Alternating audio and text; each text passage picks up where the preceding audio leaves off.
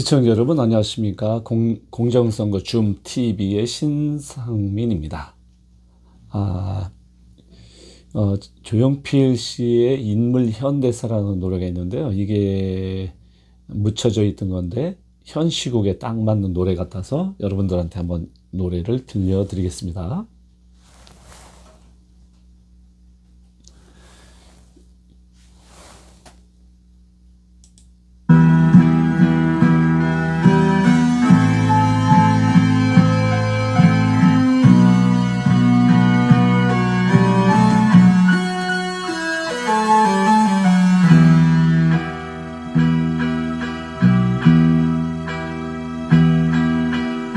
나는 보았지 그때 그 순간을 이제는 말하리라 이제는 말하리라 구름은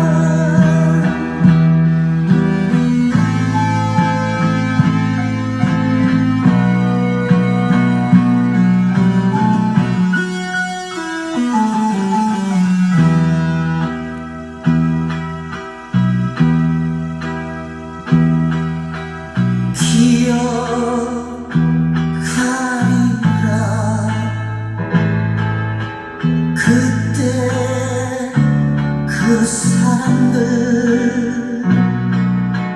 역사는 기록하리 역사는 기록하리 비바람은 불어도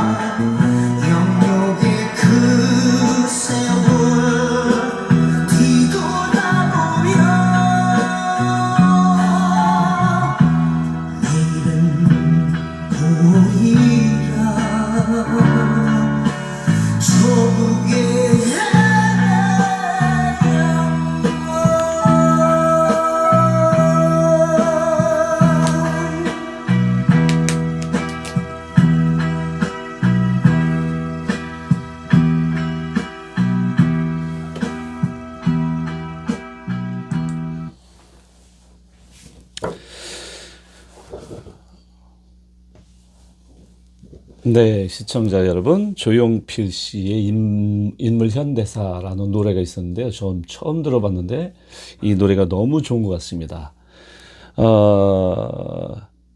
오늘은 여러분들도 잘 알다시피 대통령 당선인 측의 최종 변론을 중심으로 도태우 변호사가 한 내용을 도태우 변호사가 최후 변론한 거를 여러분들과 같이 공유하겠습니다. 끝까지 부정선거에 대한 부분이기 때문에 끝까지 봐주시고요.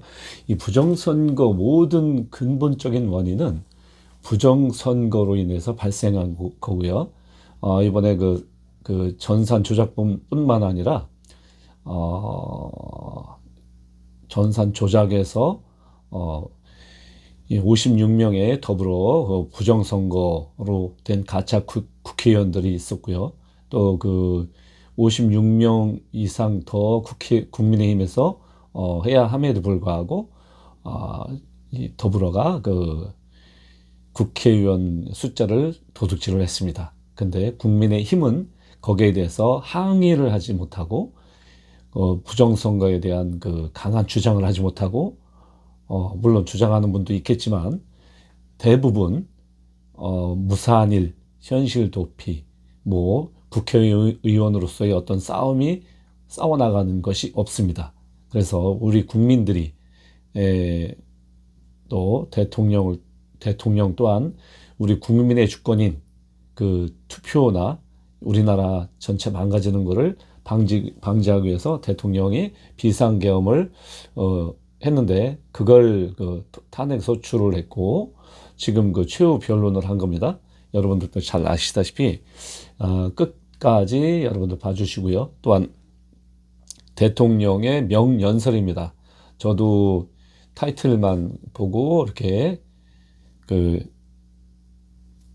간단하게 정리한 부분만 제가 봤는데 풀 영상으로 제가 여러분들한테 찍어서 올려드렸죠.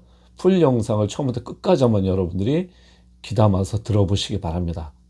그러시면 여러분들이 가슴 뭉클할 것이고요. 대통령의 그 철학과 우리 자유 대한민국을 어떻게 정상적으로 만들 것인가를 고민을 많이 하시고서 비상계엄을 선포를 하신 그런 철학이 나와 있습니다. 그러니까 끝까지 그 대통령의 그 담화문 1시간 한 67분 정도 되는데 그것도 보시면 상당히 그 마음으로부터 그 가슴 뭉클한 그런 부분도 있을 거고 그 다음에 애국심도 절로 흘러나올 거고 우리 대한민국이 앞으로 어떻게 될 것인가를 알게 될 겁니다. 예.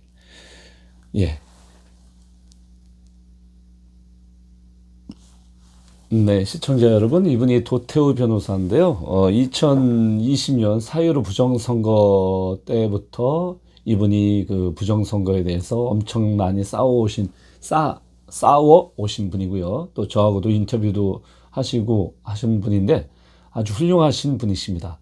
그래서 우리나라에 부정선거가 있으면 가장 근본적인 것이 부정선거로 인해서, 부정개표로 인해서, 전산 조작으로 인해서 지금 대통령도 그 부분에 대해서 비상계엄을 했고요.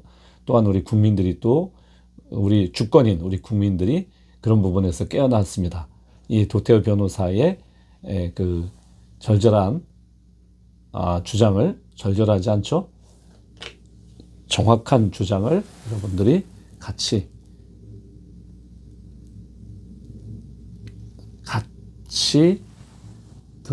공유하시겠습니다.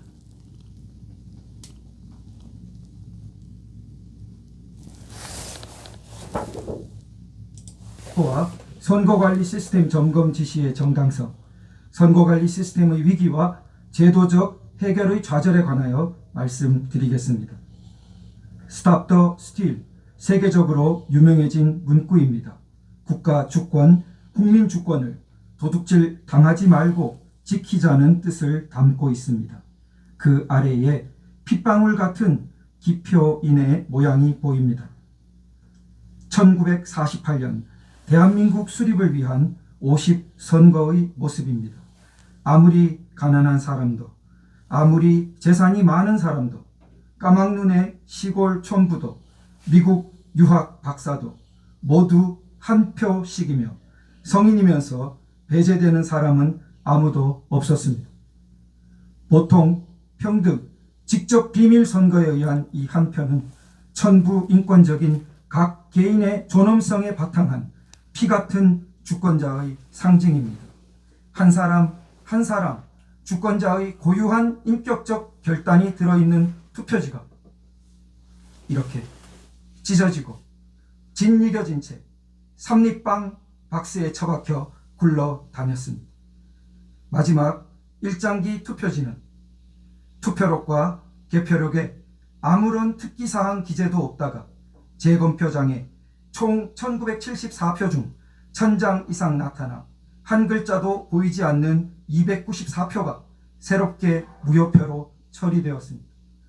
선거소송에서 위 투표소 투표관리관은 저렇게 인형이 뭉개진 투표지를 보지도 듣지도 못했으며 직접 날인을 담당했던 투표사무원 2사람 중 한 사람도 자신과의 통화에서 저런 투표지를 본 기억이 없다고 말했다고 법정에서 증언했습니다. 실제 투표장에는 나타난 적이 없었고 조작된 숫자를 맞추기 위해 급조된 가짜 투표지로 의심받는 일장기 투표지들에 대해 판결문은 투표관리관이 인지하지 못한 것일 수 있다고 했습니다.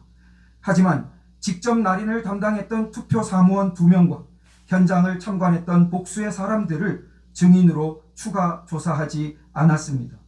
2장에 1장꼴로 인형이 뭉개진 투표지들이 유권자 1000명에게 배부되었는데 단 한 명도 이의를 제기하지 않아 투표록에 기재된 바 없었고 개표장에서도 모두 유효표로 취급되었다는 가정이 상식박히고 납득될 수 없는데도 개표 참가자들 또한 추가로 조사된 바 없습니다.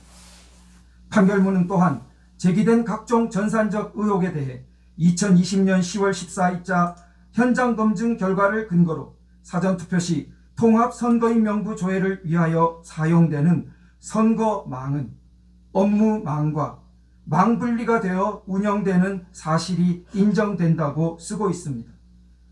하지만 판결문이 총 5회나 거론하는 2020년 12월 14일자 현장 검증은 선관위 직원이 2시간 동안 74장의 PPT 슬라이드를 넘기며 일방적으로 발표한 것이 전부였습니다. 선관위의 일방적인 PPT 발표가 선거망과 업무망의 망 분리를 사실로 인정하는 근거가 된 것입니다. 판결문은 또한 원고의 주장처럼 위조된 사전투표지를 투입하기 위해서는 사전투표지의 위조를 위한 용지 구입, 인쇄, 날인 작업이 선행되어야 하고 사전투표자의 수를 부풀리기 위한 중앙선관위 서버의 보안을 뚫고 침투하는 등 전산 조작이 필요한데 이는 불가능하다는 취지로 쓰고 있습니다.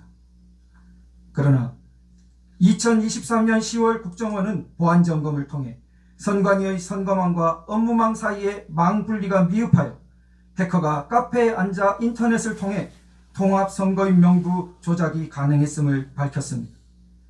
또한 국정원 보안점검 결과와 백종욱 증인 신문에 따르면 해커는 투표지에 인쇄되는 청인과 사인을 탈취하여 사전투표용지를 무단 인쇄할 수 있었습니다.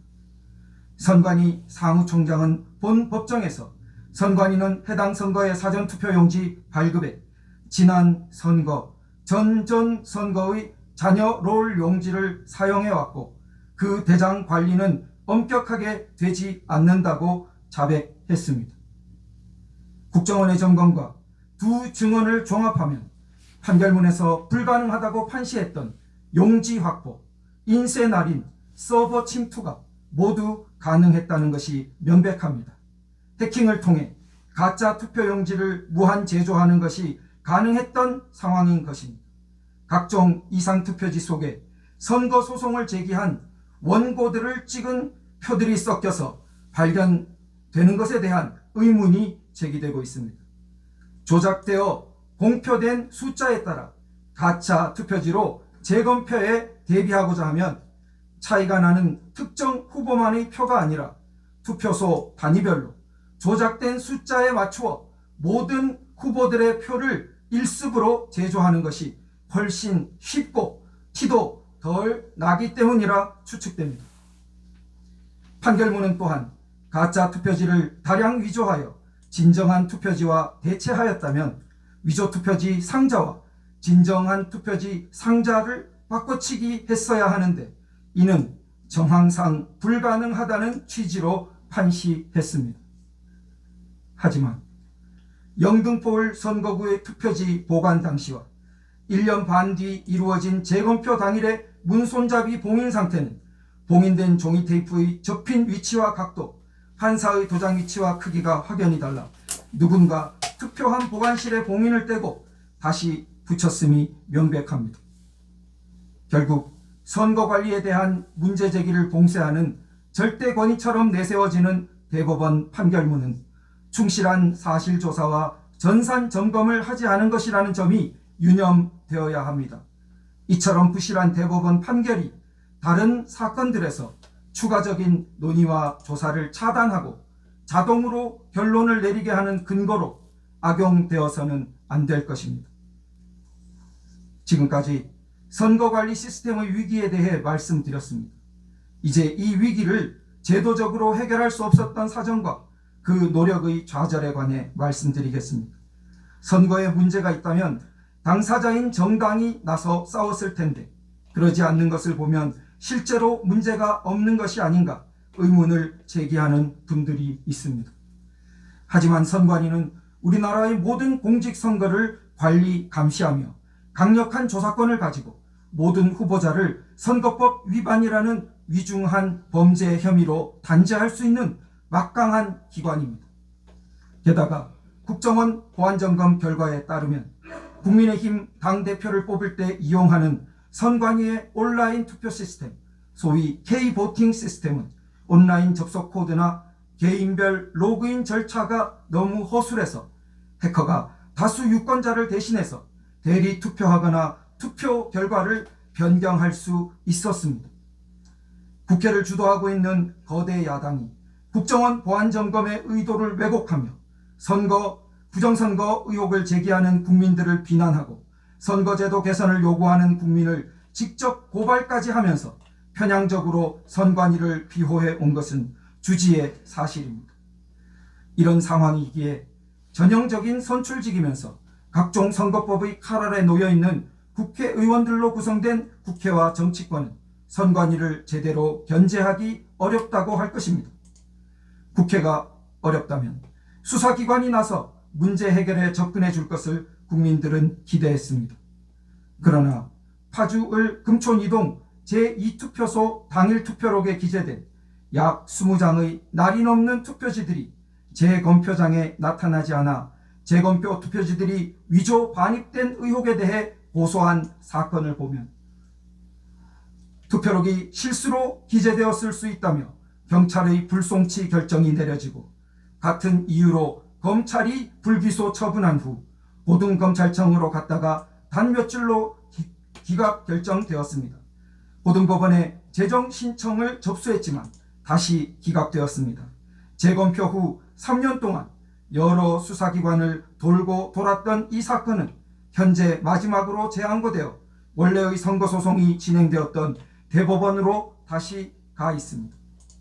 영등포을 투표지 보관장소 출입문 봉인훼손 고발 사건에서는 봉인지를 훼손한 성명불상자의 소재가 확인될 때까지 수사를 중지한다는 결정이 통보되었습니다. 수사기관은 오히려 사전투표자 수를 정확히 계수하고자 CCTV를 설치한 시민들을 선관위의 고발에 따라 신속히 기소하였습니다. 선관위는 또한 헌법기관의 독립성을 내세워 선거관리 업무에 대한 감사를 거부했습니다. 선거관리 업무에 대한 감사원의 감사는 한 번도 진행되지 못했습니다. 2023년 국정원의 점검 역시 보안상태 점검에 제한되었습니다. 이상과 같이 선관위는 사법부와 입법부, 수사기관과 감사원 같은 행정부, 3권 모두에 의해 제대로 견제와 감독을 받은 바 없었습니다. 국가적으로 이를 견제할 유일한 기관은 국가 원수의 지위인 대통령뿐이었습니다. 그런데 선관위가 늘 내세우는 독립의 주장에 걸맞게 스스로 책임지는 태도를 보여왔을까요? 선관위는 몰디브 출장으로 대표되는 특혜, 초고속 승진 신의 직장, 국회도을 손 못대와 같은 기사 제목에서 드러나듯이 내부적인 견제와 자정 능력이 극히 취약한 상태입니다. 선관위는 2024년 수원정 선거구 전체에서 투표지 분류기만을 거친 1차 결과값이 최종 결과값으로 공표되자 늘 그렇듯이 사무원의 실수였다고 합니다. 아직도 선관위 홈페이지에는 개표의 최종 결과값이 아닌 1차 결과값이 22대 국회의원 선거 수원정의 결과값으로 게시되어 있습니다. 선관위의 말로는 뼈를 깎는 노력을 한다면서 작년 12월 말 선거 의혹을 제기하는 시민들을 선거 방해죄로 처벌하는 법안을 추진했습니다. 선관위는 선거 의혹을 제기하는 국민들이나 후보들을 싸워 이겨야 하는 당사자로 보아서는 안 될 것입니다. 공익기관으로서 선관위는 단지 승소를 추구할 것이 아니라 선거관리의 공정성과 무결성을 확보하여 국민들의 불신과 불안을 덜어주고 피와 같은 국민 개개인의 주권 행사와 그 행사들의 총합으로서 국가 주권을 온전하게 보전하는 방향으로 노력해야 할 것입니다. 그러나 현실은 정반대입니다. 선거관리의 공정성과 무결성을 믿지 않는 국민들이 절반 가까이에 이르고 있지만 사법부와 입법부, 행정부 어느 쪽도 선관위를 제대로 견제, 감독하지 못하며 자체적인 정화 능력 또한 의심받고 있습니다. 국민들은 2024년 총선에서도 전국 각지에서 선거관리의 무결성을 위해 맨손의 노력을 전개하였습니다. 투표소에 CCTV 설치가 금지되어 있기에 시민들은 발을 정자를 써가며 사전투표자의 수를 육안으로 집계하여 선관위가 발표한 투표자 수가 수십 표씩 증가된 것임을 여러 곳에서 발견하고 항의하였지만 제도적으로 교정될 길이 없었습니다. 투표함의 이동이나 봉인 등에 항의하다 고발되어 벌금형을 받는 등 고초를 겪은 이름 없는 시민들이 부지기수입니다. 이들이 왜 밤을 새워 선관위 앞을 지키게 되었을까요? 이들이 모두 근거 없는 선동에 빠져 국가를 혼란시키는 사람들일까요? 다른 모든 기관이나 사람들은 몰라도 선관위는 결코 그렇게 말해선 안 되는 기관입니다. 선거 관리에 대한 신뢰는 강제나 협박으로 획득될 수 없고 선거 관리에 대한 신뢰의 획득은 선관위의 존재 이유이자 사명이기 때문입니다. 그러나 선관위는 국민들을 거짓말쟁이, 음모론자로 몰아갔고 이런 선관위를 견제 감독할 수 있는 국가기관은 사법부와 입법부, 행정부 어디에도 없었습니다. 거친 광야에 맨몸의 국민들만 내버려진 형국이었습니다. 비상계엄을 통한 선거관리 시스템에 대한 점검 지시는 이런 상황에서 발생한 것입니다. 피 같은 국민 주권은 주권자인 국민 모두가 각성하여 지켜나갈 때만 지켜낼 수 있습니다. 가장 근본적인 문제들을 부분 기관들이 외면할 때 국가 전체와 국민 전체의 생명선을 지키고 대변해야 할 책임은 단 한 사람, 대통령에게 있습니다.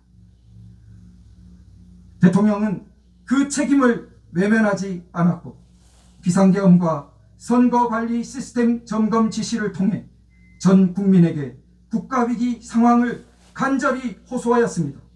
대한민국이라는 배의 밑바닥에 큰 구멍이나 침몰 직전의 상황에 있다는 것을 화재 경보를 울려서라도 알리고 그 배를 구하고자 했던 선장의 충정이었고 정당한 행위였습니다.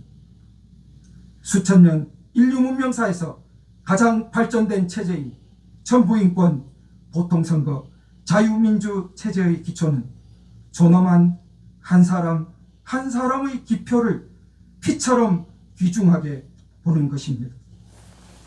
존경하는 우리 헌법재판소가 자유, 문명, 수호라는 고귀한 사명의 깃발을 높이 들어 올려주실 것을 간청드립니다.